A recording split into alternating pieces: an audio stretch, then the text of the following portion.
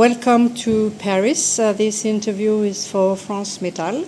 My name is Martine Varago. Can you introduce yourself, please? Thank you very much. First of all, thank you for the time. We really appreciate it. I'm Stephen Campbell from Avalanche. I'm Veronica Campbell. Also from Avalanche. Okay. So, husband and wife. And yes. Okay. So she's yes. the lead guitar player and I'm bass player, singer. Okay, good. First, does Avalanche play an avalanche of riffs? Yes. We certainly try to. That is to. one of the reasons why we called ourselves Avalanche. It seems to be working because it's a avalanche of rock, right? And snow. But yeah, it was also a homage to my dad's band from the 70s. Okay, can you explain a little bit better? Yeah, this, sure. So please? in the 70s, my dad was a singer in Australia. Pretty famous in Australia, of course. But yeah, he had a band called Avalanche. And okay. They toured with like AC/DC and they toured with a lot of bands back in the day. They only released one album though, and it is available on YouTube, but yeah, probably not anywhere else. But still, he taught me how to sing, taught me how to do some of the stuff. He taught you how to sing? Yeah. Wow. He was a teacher too. Yeah. Good. So yeah, like obviously when we put the band together and we were thinking about what we should call it, I set forward the idea, so why don't we name ourselves after Avalanche? And yeah, it worked, and I talked to all of the previous members, including my dad, and they all said, yeah, like do that. And yeah, it worked out really well. Okay, so can you, just for the video also, introduce the two other members, please? Oh, sure thing. So Yes. you've also got Blake Poulton on rhythm guitar and Bon Low on the drums. Okay, good. Okay. You come from the same country as AC/DC, and we can definitely feel their influences in your music. As AC/DC grows older, do you think that Avalanche is ready to rock and roll as long as AC/DC? I certainly hope so. I mean, that is what we are putting all of our eggs into the basket for. Definitely. Veronica herself is like one of the reasons she really is doing this is because when she was 16, she went and saw AC/DC play in Sydney, and they did a stadium tour.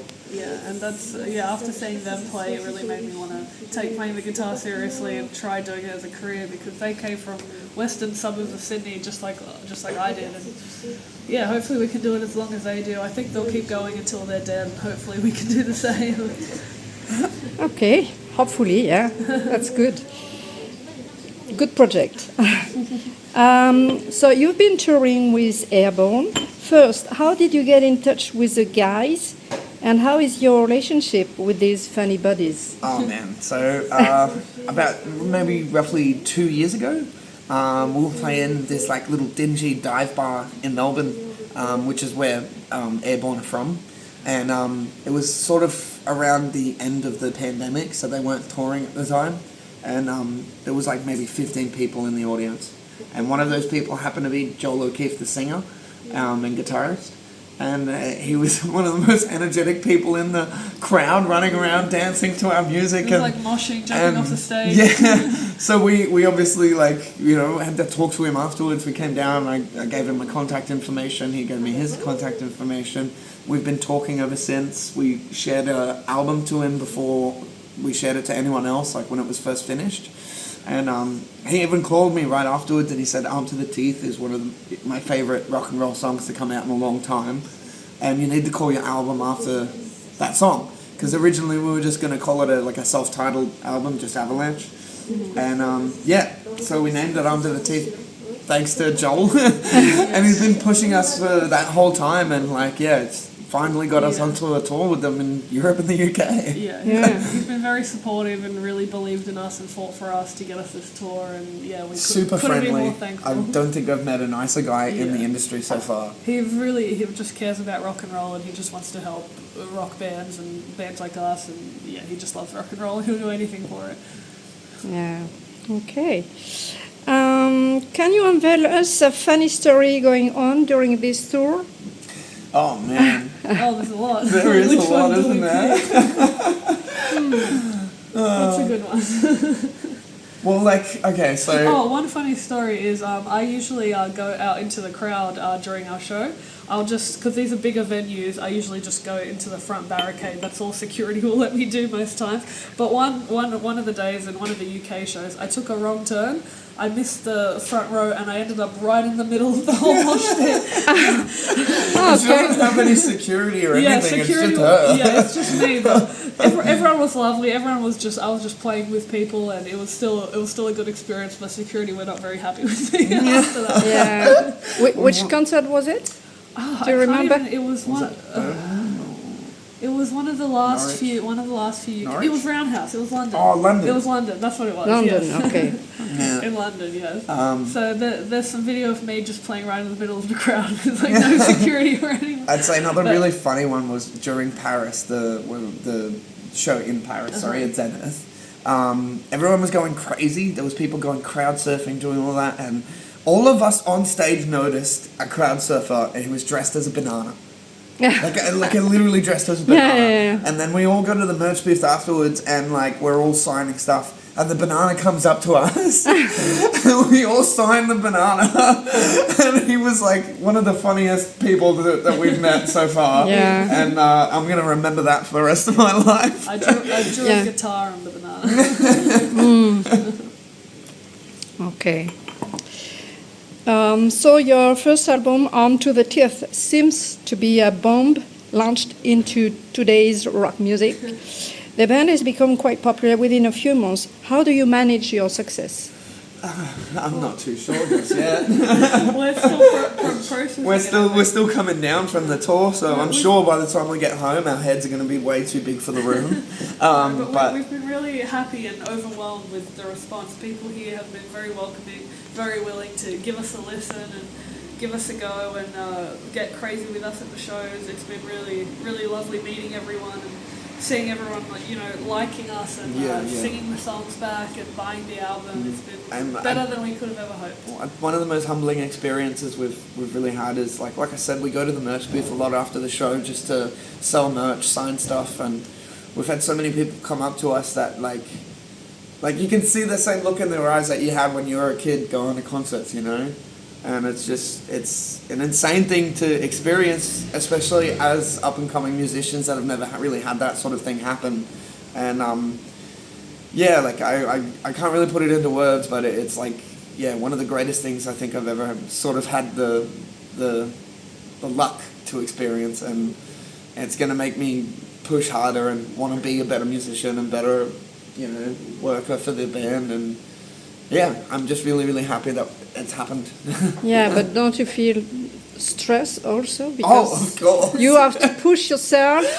And it's one of the most stressful also, things I think we've ever had to do, but it's one of the most rewarding things we've ever done as well. We've really enjoyed meeting everyone after the shows and hearing at the end of the day, if something's not worth doing right, then it's not worth doing at all. Yeah. And, I'd say if anything, this has probably been the most worthy thing for us to have put our time into.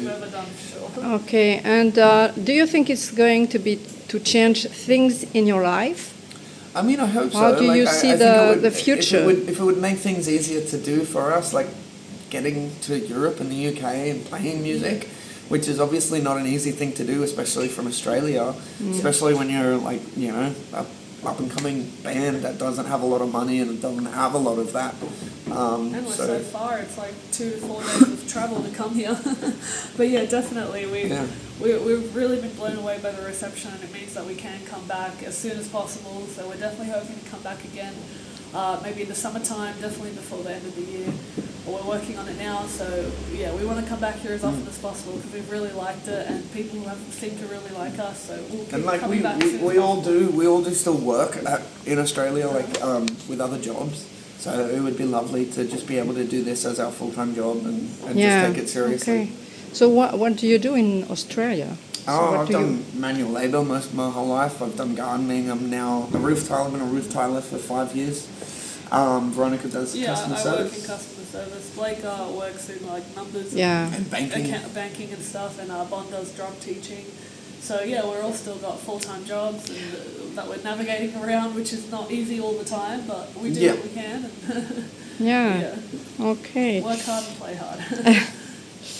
So your album was produced by Steve James. How did you end up working with him? Can you tell us the story? Yeah, we kind of sought him out because he had worked with a lot of bands that we liked. He had worked with Airborne, he had worked with a lot of bands in Australia we liked, like The Angels and Cold Chisel. So yeah, we wanted to work with a producer to get that outside influence and give us sort of the feedback and what we needed to take our music to the next level. And he was really good to work with because he didn't like try to change us or control us or anything like that. He just gave us really small notes, something like keep the energy going in the second verse, or cut out 30 seconds of this song, or maybe just change the tuning of this song. So really simple stuff like that that just sort of completed the song and made everything fit. Yeah, made everything fit well, so we really enjoyed that.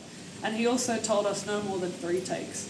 So everything is very, very real, very like energetic because we only had 3 takes to get everything right. Yeah, all live too. Yeah.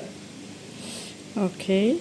And as a husband and wife in the same band, what is unique about life in the band? Oh man, I'd say it's actually really good because like there's obviously a lot of issues that can come from playing overseas and doing like lots of tours, especially if you have a wife at home that doesn't work in the band, does something else.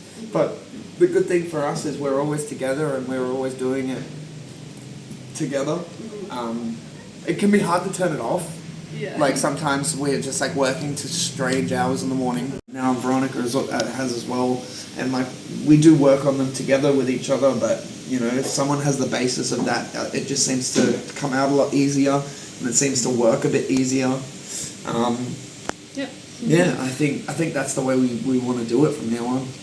And have you got any future projects for festivals, concerts? Yeah, so well, we're in talks at the moment with maybe coming back in August. Yeah. So we want to do some festivals. We want to maybe do some more dates with Airborne.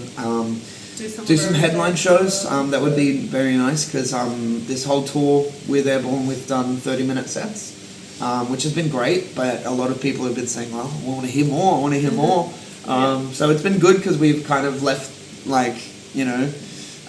room for people to want more. But now we have to deliver that. Yeah, we got a lot of stuff in the pipeline, so just stay tuned and we'll see next time we're back and what we have going on next. Okay. And the last words for our listeners and readers? Thanks so much for listening to us. Thank you so much. Welcoming us in Paris, France. You've had Steve and Veronica from Avalanche, yes. and we're super keen to be playing Europe and the UK and come back as many times as we possibly can. Can't wait to rock with you again very soon. Okay. Thank you. Thank you.